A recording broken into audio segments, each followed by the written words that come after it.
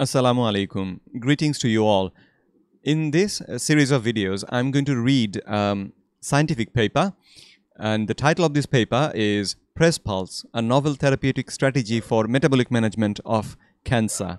This paper was published, or basically the research was conducted by, and the paper was prepared by Dr. Thomas N. Seyfried, George Yu, Joseph C. Maroon, Dominic P. D'Agostino. And today I'm going to start as the third part of this video series, and we're going to start from this part. If you want to listen to the first two parts, please find them in my channel, and you should be able to listen to them first before listening to this part 3. So let's start. Amino acid fermentation could also drive cancer metabolism. As the result of insufficient aerobic respiration, cancer cells must rely primarily on fermentation metabolism to obtain energy balance, and viability. Besides substrate-level phosphorylation in the cytoplasm through lactic acid fermentation, TCA cycle substrate-level phosphorylation can also produce significant amounts of ATP, reference 93 through 98. In addition to glucose, cancer cells also rely heavily on glutamine for growth and survival, reference 99 through 102. Glutamine is anaplerotic and can be rapidly metabolized to glutamate and then to alpha ketoglutarate for entry into the TCA cycle.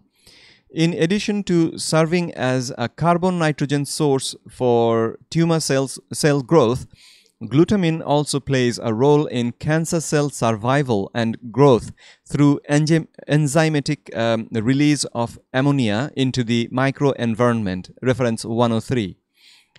The TCA cycle succinate thiokinase reaction could generate the majority of cellular ATP through substrate-level phosphorylation under hypoxia or in tumor cells with defective oxidative phosphorylation, reference 78.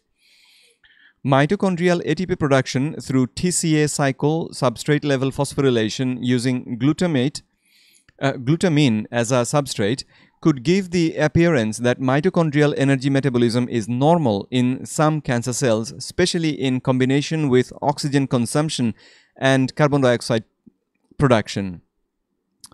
Although Warburg did not address the role of TCA cycle substrate level phosphorylation in his original work, reference 31 and 36, an increase in TCA cycle substrate level phosphorylation would be expected in cells with OXPHOS deficiencies, just as lactic acid fermentation is expected in cells with this deficiency. Further studies will be needed to substantiate the role of glutamine fermentation in cancer cells. Glucose and glutamine act synergistically for driving rapid tumor cell growth. Glutamine metabolism can produce ATP from the TCA cycle under aerobic conditions. Glutamine is also a nitrogen donor for nucleotide biosynthesis. Let's start again. Glutamine is also a nitrogen donor for nucleotide biosynthesis and can serve as precursor to lipid synthesis under hypoxic conditions, reference 104-105. We also found that only minor amounts of glutamine are metabolized to lactic acid under either normoxia or hypoxia in the VM-M3 invasive glioblastoma cells, consistent with findings in other tumor cells, reference 105-107. We suggest that the metabolism of glucose and glutamine for energy will depend on physiological state of the tumor microenvironment and will be of greater significance in tumors with an aggressive Warburg phenotype. We found that glutamine targeting can be effective in managing systemic metastatic cancer in the VM/D(k) mice, reference 108. Amino acid fermentation can generate energy through TCA cycle substrate level phosphorylation under hypoxic conditions, reference 94, 96, 97, 109, and 110. Succinate is a waste product of amino acid fermentation that can enhance inflammation as well as inhibit a family of prolyl hydroxylase, which facilitate HIF1 alpha degradation through the von Hippel-Lindau or VHL gene product, reference 111 through 113. Through its action on several glycolytic pathways, HIF1 alpha stabilization enhances aerobic fermentation, reference 114 through 116. It can be difficult to determine, however, the degree to which mitochondrial ATP production in tumor cells arises from coupled respiration or from the TCA cycle substrate level phosphorylation, reference 94 and 98. Several byproducts of amino acid fermentation can also accumulate in the tumor microenvironment, including acetate, glutamate, alanine, succinate, and ammonia. Although acetate has been considered a potential fuel for supporting tumor cell growth, reference 117 and 118, acetate levels are generally low in the circulation, reference 119. Jaworski et al. Recently provided a comprehensive discussion on the potential role of acetate in tumor metabolism, reference 120. It should be recognized that with the exception of glucose and glutamine, none of the other potential fuels needed for tumor cell fermentation would likely be available in sufficient quantities to drive robust tumor cell growth. As many amino acids are synthesized from glucose and glutamine, targeting glucose and glutamine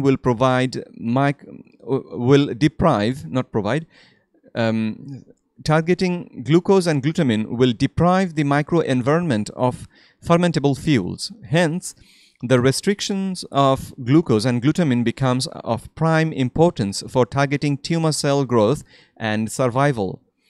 The role of glucose and glutamine is driving tumor cell energy metabolism. The role of glucose and glutamine in driving tumor cell energy metabolism is shown in figure 1. And this is the figure. Well, the figure you have to see it yourself. You can either go to the actual paper or you can basically look at the screen for, let me make the wide screen, then hopefully it will help. You can see it from here. Let's reduce it a bit. Where did it go? Did it go up or down? There we go. So that's the figure 1. Now let's continue reading. Targeting glucose and glutamine for metabolic management of cancer. Cancer cells are largely dependent on glucose and glutamine for survival and growth. Energy through fermentation metabolism, substrate level phosphorylation or SLP in glycolysis and the tricarboxylic acid cycle TCA will compensate for reduced energy through oxidative phosphorylation OXPHOS that occurs in tumor cells. The yellow ovals indicate the 3 sources of cellular ATP production. Glucose carbons can be used for both the glycolytic and pentose phosphate PPP pathways to supply ATP and precursor to lipid and nucleotide synthesis, as well as for glutathione production. Glutamine provides its amide nitrogen for ammonia and nucleotide synthesis. The glutamine derived glutamate provides anaplerotic carbons to the TCA cycle through alpha Kg for protein synthesis, while also providing ATP through TCA cycle SLP. TCA cycle substrate level phosphorylation through the succinate thiokinase reaction can generate significant cellular ATP under hypoxia, especially in the tumor cells with defective respiration. Reference 78. The glutamine-derived glutamate is also used for glutathione production that protects tumor cells from oxidative stress. Glucose and glutamine targeting will thus make cancer cells vulnerable to oxidative stress therapies. The simultaneous targeting of glucose and glutamine through the press pulse therapeutic strategy will starve tumor cells of energy production while blocking their ability to synthesize protein, lipids, and nucleotides.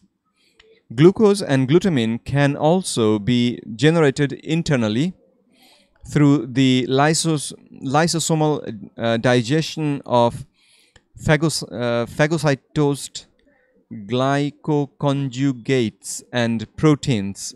See text. Text is something we have to see. An elevation of non-fermentable ketone bodies through calorie restriction, ketogenic diets, or supplementation will provide normal cells with an alternative energy source to glucose, while also protecting them from oxidative stress. Ghost mitochondria are those containing little or no inner mitochondrial membrane, cristae, which are essential for the normal OXPHOS function. Reference 67, 282, 283.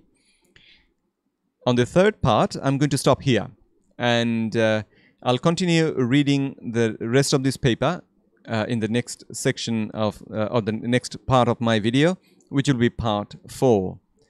Hope to see you in part 4.